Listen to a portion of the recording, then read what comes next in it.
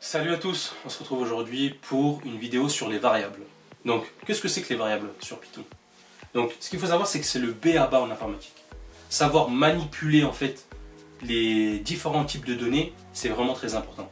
Et surtout, il faut savoir quel type de données représente cette variable. C'est vraiment hyper important. Donc, une variable, c'est simplement un élément qui stocke une valeur numérique, une chaîne de caractères, donc un texte, une liste, etc. Donc, il y a plusieurs types de données. Il y en a énormément, mais on va se concentrer uniquement sur les principaux aujourd'hui. Juste un petit conseil par rapport aux exercices que vous allez rencontrer durant les concours. Et bien souvent, on va vous demander un type de variable en sortie de votre programme. Donc imaginez, vous travaillez avec des floats et on vous demande en sortie un int. Donc un int, c'est un nombre entier. Et un float, c'est un nombre flottant. Donc un nombre à virgule. Et vous avez travaillé tout le long avec un float et à la fin, vous retournez un float. Alors qu'on vous demande un int. On va voir qu'on peut transformer des variables d'un type de données à une autre. Et ça peut être vraiment utile durant les concours. C'est parti. Donc on va commencer par les variables. Donc on va voir les différents types de données. On va commencer par les entiers. Donc les nombres entiers, très simples, qui sont du type int sur Python. Donc déjà pour définir une variable, c'est simple. Vous choisissez le nom que vous voulez. Ici je l'ai appelé number. Vous mettez égal à nombre. Vu qu'ici on veut travailler avec des données du type int, on va rentrer un nombre entier. Donc ici j'ai choisi 3. Et si vous souhaitez faire apparaître la valeur sur la console de Python, la valeur de votre variable, vous avez juste à utiliser print. La fonction print, ça va être votre ami durant votre entraînement. Pendant les écrits, ça va être un peu plus compliqué de faire des prints, mais pendant que vous vous entraînez avant les concours, c'est vraiment important de printer un peu partout pour voir comment fonctionne la logique de Python. On va voir ce que ça donne ici. Donc ici, sans surprise, on a 3. Ensuite, on va vérifier le type de variable de number. Donc, on s'attend à ce que ça soit un int. J'espère que c'est un int, et sans surprise, c'est un int. Ensuite, donc maintenant, après avoir décrit un peu ce qu'est que le type int sur Python, donc les nombres entiers, maintenant on passe au float, les nombres à virgule. Donc, comme toujours, on définit avec n'importe quel nom de variable, c'est libre à vous de choisir le nom. Par contre, soyez bien conscient que lorsque vous définissez une variable, surtout pendant les concours, il faut qu'elle ait une cohérence avec ce qu'on vous demande. Si on vous parle de voiture, n'écrivez pas carotte par exemple. Ça peut paraître évident, mais pour beaucoup, c'est vraiment pas si évident que ça. Je veux dire, moi, ici, je peux m'amuser à mettre des noms de variables un peu bizarres parce que je n'ai pas de concours après. Mais vous, entraînez-vous déjà, lorsque vous vous entraînez, à bien définir le nom de vos variables et même, ça peut vous aider pour bien avancer. Donc maintenant, pareil pour les nombres flottants, donc du type float. Maintenant, donc, vous remarquez que j'ai écrit 3, mais 3.0, c'est pas int, c'est un float. Donc du moment qu'il y a une virgule, on le considère comme un float. C'est ce qu'on va vérifier ici. Sans surprise, c'est un float. Et, comme je vous ai expliqué dans la précédente vidéo, on peut transformer un type de variable vers une autre. C'est ce que l'on peut faire ici avec la fonction int. Lorsque vous rentrez un int et à l'intérieur vous mettez un float, ou même une autre variable, il n'y a pas que les floats ici, eh bien ça vous retournera 3 sans virgule.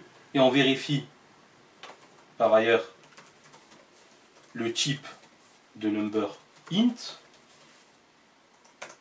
et on remarque que quoi? C'est un int. Et vice versa, on peut faire pareil avec les floats.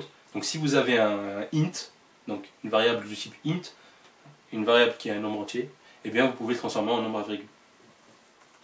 Voilà, très simple. Pas très compliqué pour le moment. Maintenant on passe aux listes. Donc les listes, qui sont du type liste mais sans E sur Python. Donc pour définir une liste, on utilise des crochets. Et ensuite, à l'intérieur, si vous mettez des éléments qui sont séparés par une virgule.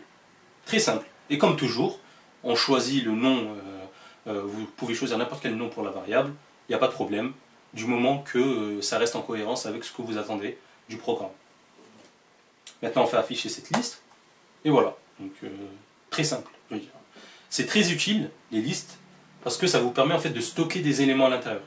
Et par ailleurs, ce qu'il faut savoir des listes, c'est que c'est un itérable. C'est-à-dire que l'on pourra itérer à l'aide d'autres fonctions qu'on verra par la suite comme for. Ensuite, on vérifie le type de cette liste-là. C'est du type liste, sans surprise. On peut transformer une liste en set. Attention, ce qu'il faut savoir, set, c'est un type de liste dans laquelle il n'y a pas d'éléments redondants. Donc c'est vraiment hyper utile. Si vous avez une liste par exemple, dans laquelle vous devez garder qu'un unique élément à chaque fois, en éliminant les occurrences, vous avez juste appliqué la fonction set sur votre liste, et comme par magie, il n'y a plus d'éléments redondants. C'est ce qu'on va voir. Par contre, attention, ce n'est plus un type liste, votre variable ici. Ça devient un type set. Et si vous voulez la transformer, la retransformer en liste, eh bien, très simple, vous utilisez la fonction list. Et vous mettez votre set à l'intérieur, et tout va bien. Ensuite, on va voir si c'est possible de transformer une liste en un nombre entier. Donc du type int sur Python. Comme on peut le voir ici, il me renvoie un message d'erreur. Parce qu'il me dit que int n'est pas un itérable. Comme je vous ai expliqué tout à l'heure, les listes type liste est un itérable, sur laquelle on peut itérer justement. Ensuite, les chaînes de caractères, qui sont du type str sur Python. Donc, c'est du type texte quoi. Donc là ici j'ai défini une variable char, donc ce qui veut dire caractère en gros. Et donc j'ai écrit la team MPX sont les plus beaux. Ça c'est vrai. On va voir si le Python veut l'afficher sur sa console. Et bien sûr il veut l'afficher, parce que c'est vrai. On va vérifier maintenant que notre variable qu'on a définie char est bien du type str. Et sans surprise, elle est du type str. On peut transformer un nombre int ou float en str, en appliquant la fonction justement str. Donc imaginons, j'appelle ma variable number et je lui affecte la valeur 8. Donc je définis une nouvelle variable charNumber qui est la version str de ma variable number. On va voir ce que ça donne. Et donc charNumber est bien un str et voilà. Et si je le print, j'obtiens 8, sans surprise. Et vice versa, on peut passer de str à int ou float. Si c'est possible, attention. Si votre str représente un 8, un 10, un 11, un int, donc s'il est du type nombre entier, si c'est un nombre à virgule, eh bien vous pouvez faire cette transformation vers un int ou un float. Par contre, si vous écrivez dans votre str j'aime les bonbons, il ne va pas vous le transformer en nombre, c'est impossible. Donc ce qu'il faut savoir, c'est que lorsque vous avez une chaîne de caractères qui représente un nombre, c'est possible de transformer en int ou en float. C'est ce qu'on va voir. Voilà. Ensuite, on peut transformer une chaîne de caractères en liste. Parce que ce qu'il faut savoir, c'est que les chaînes de caractères aussi, c'est un itérable. Parce que chaque lettre, en fait, va représenter un élément de la chaîne de caractères. C'est ce qu'on va voir ici. En appliquant la fonction list sur une chaîne de caractères, on va pouvoir obtenir une liste de chaque élément. Et voilà. Sans surprise, on a une liste avec chaque élément. Et bien sûr, si c'est possible de transformer, de passer de str à liste, on peut faire l'inverse. Et voilà. Et lorsqu'on print char list,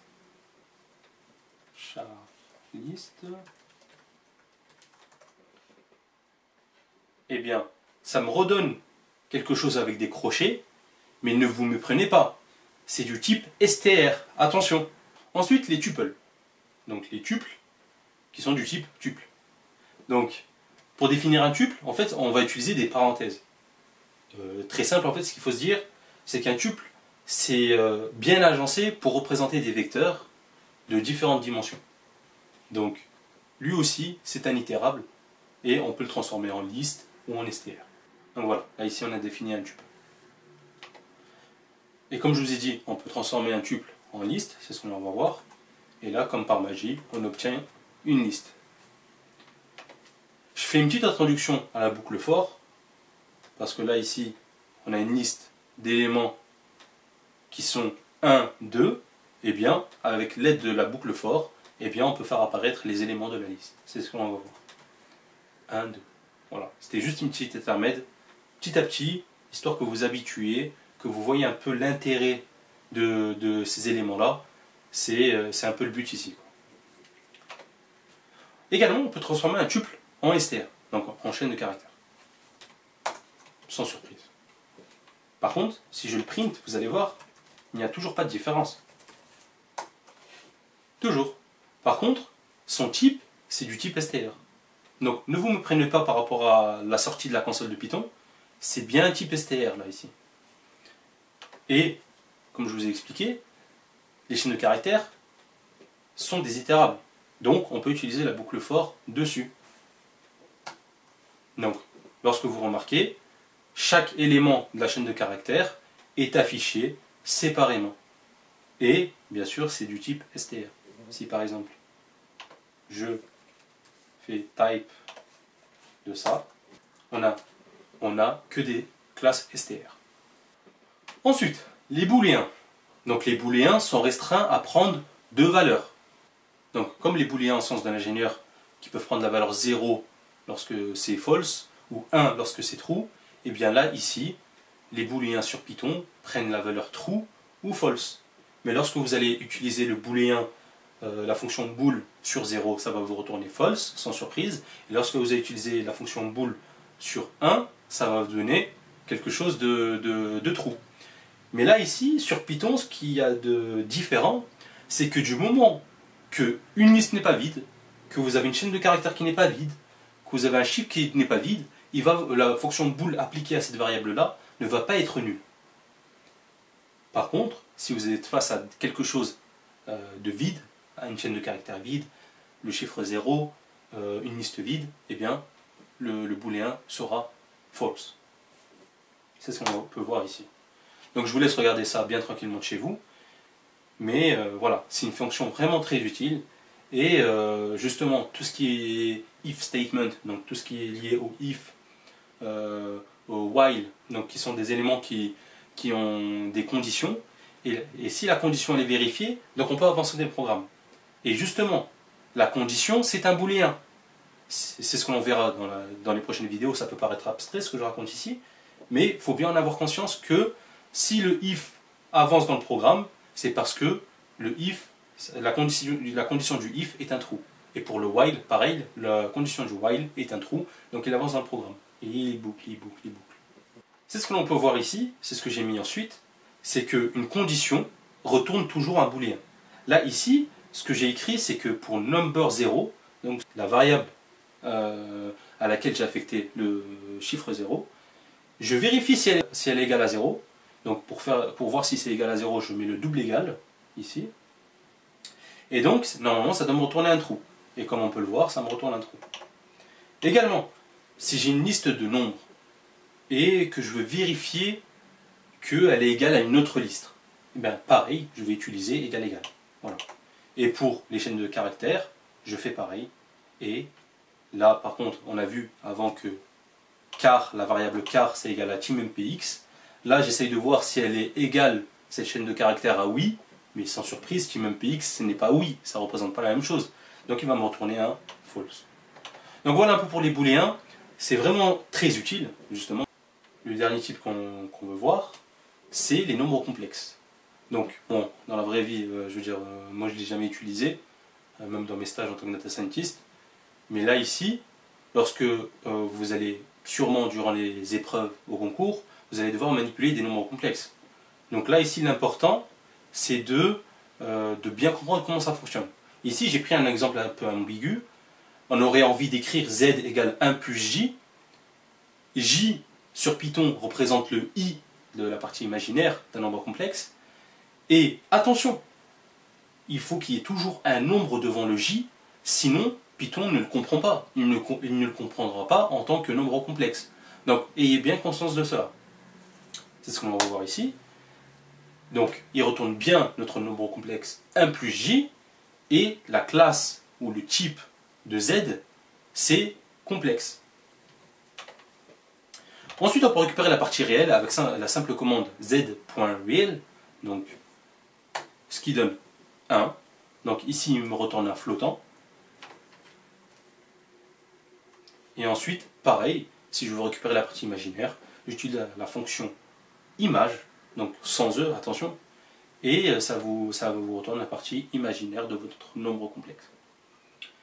Ensuite, quelques petites opérations mathématiques, donc rien d'exceptionnel. Donc si je définis deux variables A et B, à laquelle j'affecte 12 et 3 respectivement. Donc là, on a la puissance qui est égale en fait à A puissance B. Pour faire A puissance B, il faut mettre 2 étoiles. Attention, pas qu'un seul, 2. Il ne faut pas tomber dans ce piège-là. Ensuite, la division sur Python, il en existe différents types. Justement, j'ai mis la définition de la division euclidienne parce qu'on peut les obtenir sur Python, très simplement. Si je veux récupérer juste le reste de ma division, je vais utiliser le signe pourcentage. Si je veux la division entière, donc c'est-à-dire le quotient, mais sans la partie à virgule, j'utilise les doubles slash. Et enfin, si je veux vraiment le vrai résultat de ma division, je n'en utilise qu'un seul. Enfin, pour la multiplication, l'addition, la soustraction, c'est assez naturel.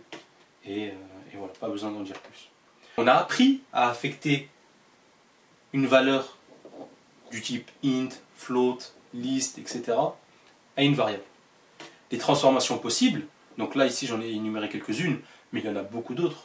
C'est à vous de pratiquer, de vous entraîner, de voir ce qui marche, et vous allez voir, ça va venir tout seul la logique, et au bout d'un moment vous n'aurez même pas besoin de faire de tests durant l'élaboration de vos programmes. Parce que sachez-le bien, durant vos écrits, vous n'avez pas l'occasion de pouvoir tester vos programmes. Donc c'est le moment important pour s'entraîner au maximum à acquérir cette logique-là, surtout sur les types de données sur lesquels vous manipulez. Et enfin, comme je l'ai dit plusieurs fois dans cette vidéo-là, suivez bien les types de données que l'on vous demande en sortie de vos programmes, de vos instructions, de vos fonctions. C'est très important. Sur ce, j'espère que cette vidéo vous a été utile. Si vous avez des questions, n'hésitez pas à les mettre en commentaire. On passe à la prochaine vidéo.